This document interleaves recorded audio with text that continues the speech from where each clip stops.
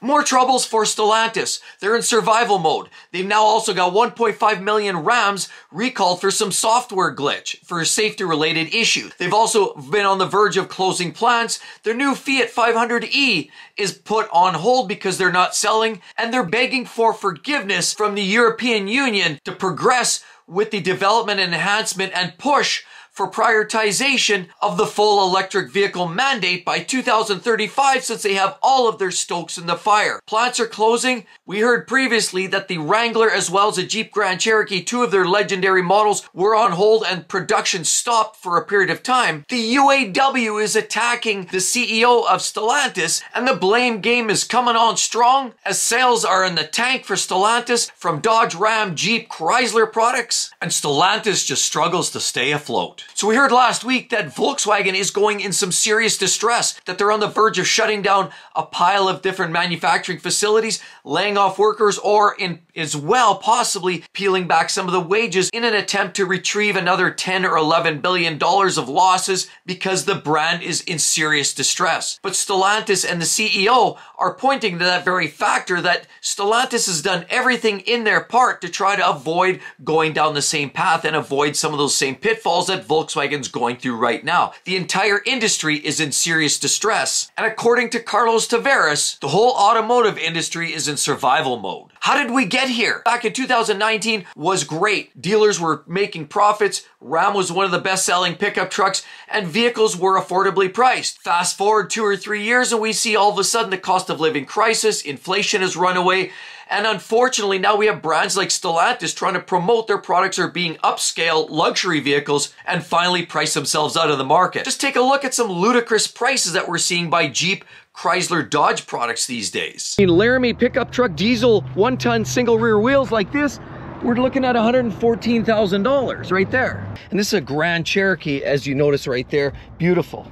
But how much on the sticker? Well, it comes at a cost. The Overland 4x4 base is at $74,000. There's a pile of options right here, and it totals 89 grand. That's not even out the door. Out the door is going to be probably more like $95,000, $100,000 by the time it's all said and done. And here we have this is a 25 model 1500 Bighorn Sport Quad, $69,000 right there. Durango many years ago, we liked it, but now they've turned into more of a minivan looking vehicle. As you can see, they're more rounded and very basic looking. But here, Durango SXT Plus all-wheel drive is how much on their tag? 56 as a base, and this one's going for about 64,000 bucks. So Carlos Tavares is quoted as saying they need to reach an equilibrium, a cost parity between gas and electric vehicles so it becomes cost competitive for buyers to go out there and purchase their next new vehicle. But the unfortunate reality is what's been going on, in my personal opinion, is we've seen a lot of these cars priced extremely high. During the pandemic, we saw Stellantis selling only the premium top trim vehicles in an effort and an attempt to maximize profit. The Belvedere plant getting shut down, and about 2,450 workers are losing their job by this fall. And a lot of that has to do because they're getting rid of the Ram Classic, which was the last representation of a relatively affordable pickup truck sold by Stellantis.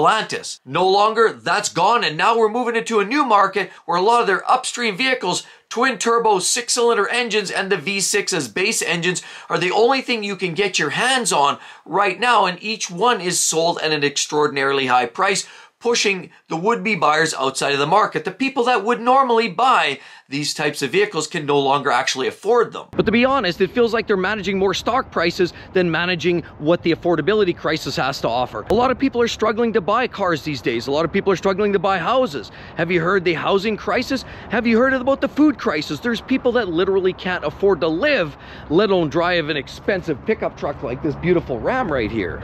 The worst part is we don't even have dealers on the side of the manufacturer anymore. They don't even agree with what's going on at headquarters Stellantis. We have a lot of the Dodge, Chrysler, Jeep products now in their individual dealerships saying that the brand is being degraded and the American brands are going through an ongoing disaster. Sales are down, people can't afford it, and unfortunately, because sales are down, the inventory is rising, the allocations are rising, and dealers are scrambling, just trying to push and incentivize to sell their products. Now, while the CFO said they actually start to drop prices, some of the incentives are going away. I mean, when we look at prices like $18,500 off on Ram 1500s and payments down to $129 a week, that implies some pretty significant incentives. Some of those incentive drops and eliminations are going to follow in suit of the increase of number of models that they're planning on bringing out in 2025. But in a cost of living crisis and this problem that come from Stellantis with this perceived and alleged approach of isolating the American market, now it leaves a lot of customers wondering, why would I even buy anything from the brand? Just constantly creating this ongoing issue with less and less sales. And Stellantis has been pushing very hard. When we see manufacturers, like a lot of the other brands, they're starting to retract or soften up their sales or their push on electric vehicles where they know the sales aren't there. GM, Ford has said they're slowing down output. They're retracting on the manufacturing facilities to create these new batteries for these electric vehicles. And it's clear that the whole industry is taking a pause on the electric vehicle market. And yet Stellantis is going all in, fully committing and hoping that the EU and the European Union does not absolutely shut down and loosen up the strings, because they've committed too much and they've overcommitted to electric vehicles. And while we're able to see that a lot of benefits on the lower emissions, the fact remains is fleets and many others are going to pay huge fines because of having higher carbon footprints. The only relief comes with higher efficiency internal combustion vehicles. Hybrid vehicles as well can help, but ultimately the big benefits are coming from pure electric vehicles. And that's where Stellantis is going. Technology is driving us to new sustainable horizons as investments are transforming and sustainability is top priority. But the rest of the market is bucking the trend. So we saw the EV market in North America, Canada, United States slowing down. There was the early adopters got on with some of the vehicles like Tesla, and now even shortly thereafter Tesla has had to incentivize just to get people to buy their vehicles. It has literally gone tepid and the sales have gone down the toilet in North America. While there are growing sales and there are more electric vehicles on the roads every single day, the fact remains is the accelerative rate has leveled off and there's a very small trickle effect. Yes, there's always people buying new electric vehicles, but the sales have leveled off. Now we're starting to see the same effect in Europe, and the lag now means that sales have cooled off in Europe as well. So much, in fact, so that the new Fiat 500e produced by Stellantis is being put on hold for the time being because of poor sales in the electric vehicle marketplace. The market share of electric vehicles in the first 7 months of 2024 have significantly cooled off. So according to the European Automobile Manufacturers Association, they've gone from about 14.3% down to about 13.8%. That's a 0.5% drop in terms of overall market share. That's a big hit. And unfortunately, Stellantis is going all in. They're hoping for more growth in this space because already they can't go back. Their internal combustion vehicles are not selling. They know that, and they're putting more stock in the advancement of the new technologies because their older internal combustion vehicles are just out of date, uncompetitive, and clearly nobody wants them. Tavares has made it very clear that he doesn't want the CO2 emissions targets to be reduced by the EU. But the writing is on the wall, and without customers buying these vehicles, it leaves everybody, the entire industry, in quite the pickle. Tavares was quoted as saying, "It would be surreal to change the rules now, as Stellantis has taken out all the measures to keep up with these stricter regulations." But realistically, the EU is starting to But realistically, the EU is looking at starting to fine fleets in 2025 for vehicles that don't meet some of these stricter emissions. And by 2035, the entire market has to be 100% emissions free, either through electrification or synthetic fuels. And to make matters worse, we know the reputation for Stellantis and quality don't necessarily coincide, and a lot of customers are resisting the urgency to buy a lot of these vehicles, whether it's Jeep or even the full-size Rams. We're hearing a lot of recalls, or Dodge products, and Chrysler, which is just the van right now, or the minivan. Here, the latest 1.2 million Rams from 2019, 21, 22, 23, and 24s are being recalled for a software glitch related to the electronic stability control system that may disable the ABS system, allegedly, and put the drivers in harm's way. I always find this kind of interesting because brands like this always talk about software problems, blame the software. blame the technology. But then why are they putting that? And who are these software people writing the notes? But this is what's going on. And Stellantis is struggling now with more recalls and more big burden on the backs of their reputation means that even less people are likely to make the choice to buy Ram products when you see big recalls like this hitting a wide swath of the marketplace. And then we've heard the news with Volkswagen and they're potentially shutting down plants and laying workers off. Stellantis and the CEO of Stellantis is quoted saying, "We've done many unpopular things to avoid the situation currently faced by Volkswagen." But I have to say, what unpopular things? By charging 40% more for a vehicle that was 5 years ago? Creating products that are breaking down or need these software changes? Or charging $55,000 for a small entry-level Jeep Compass? Right here. Well, let's take a look at the Monroney. Here's a Compass North 4x4. It's a fairly basic looking unit and it comes in at a whopping $47,205. Right there, everyone, $47,000. Those, to me, in my opinion, don't feel like doing the right thing for anybody. And if it means ripping customers off, in my opinion, by overpricing, overgouging, selling substandard products with poor quality, means the right thing, then I don't want anything to do with that. But Stellantis gets a trophy in something. And if they win at something, it's having the vehicle with the least amount of sales.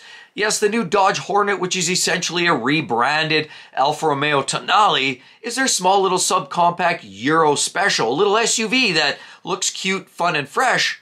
And even for the price of $42,530, it feels like it has a place in the market. Not a very big place, because it's still a significant amount of money, but you would think somebody would be more interested in buying these. But realistically, with the average days supply in the industry being around 68 days, that essentially is the number of days, if you stop production today, that you would run out of inventory of that particular make or model.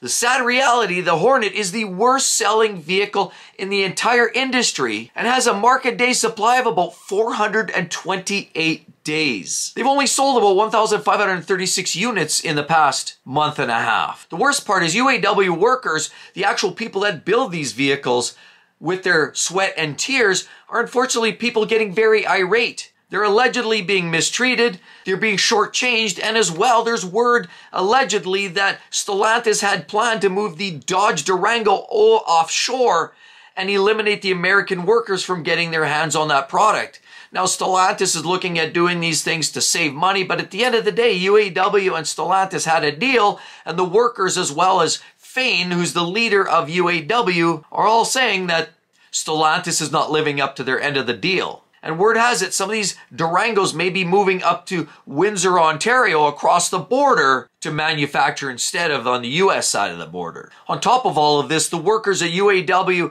are threatening the strike now because Stellantis failing to reopen the Belvedere facility, which they promised to do, which was going to manufacture a smaller, lower cost pickup truck and some battery manufacturing. Unfortunately, now we're seeing all kinds of different changes and adjustments in the marketplace, and it feels like Stellantis, in my opinion, is just railroading and running right through everybody for the sake of trying to make a dollar. But there's some huge troubles over at Stellantis. The Chrysler minivans, they're not being bought. Nobody seems to want or care to own those vehicles. Dodge, the Durangos, already word has it, sales are grossly down, and already with the talk about moving them offshore, and of course the Dodge Hornet not selling at all. We just look at the prices of these Rams. Take a look. How much is even a base working man's truck like this? We have a tradesman. Obviously, it doesn't have all the fancy parts. We've got the plastic, unfinished, unpainted parts, very basic chrome bumper, a very basic vehicle. Yeah, it does give you the diesel single rear wheel. And this is a very much a working person's vehicle. You can tow a lot of weight. So clearly is meant for doing some work, but it's a tradesman, so it's very basic. You don't get sunroof, you don't get leather, you basically get fabric, which is meant for work. But how many working people do you know? I don't know too many that can actually afford to pay this kind of money for a brand new one-ton working person's truck. And it's priced at about $88,520. That's just way beyond what most people can muster up these days. And look at some of the prices on these Jeeps as well. Jeeps, look, even this, for example. We have a 4xe, that's a great looking unit, and obviously it's a Wrangler Rubicon X 4xe, and Wow, $86,000. That's clearly the prices are way too high. There's an elephant in the room, and we'll discuss that in a second. But here we see all these Jeeps. We've got Willys, we've got Wranglers of all shapes and sizes. So there should be of no shock that we see the prices on some of these vehicles of Stellantis. We're seeing them on average 10, 15, almost 20% then higher than their average equivalent competitor. And so it's not a shocker when we see the average product coming out of Stellantis of any of those brands averaging 100, 120, 140 days supply. And those are the good selling vehicles. We already mentioned the Hornets, over 400 days supply. So clearly things are struggling. They're trying to stop the bleeding, and naturally, with temporary production closures, facility shutdowns, and the threat and risk of a union strike, puts Stellantis on their back and a significant world of hurt in this cost of living crisis. And we've seen new full-size trucks like this go jack up 30, 40, 50% in the last 4 years, which is insult to injury considering inflation hasn't come near half of that. So people are clearly paying more than they probably should. So the idea of shortages, chip shortages, or cost of doing business, that doesn't seem to resonate with a lot of customers, because we know the average inflation rate is only maintained between 3.5% in the last 3-4 years. But in contrary, most of these vehicles have gone up $30,000 or $40,000, maybe even more for certain models. People can't afford them. People don't want them. And now people are choosing to build what they've got, fix what they own, or even just buy something older and used, simply because the price of these new vehicles is out of touch. What are your thoughts? Stellantis in a world of hurt? Love to hear it. Hope to see you soon.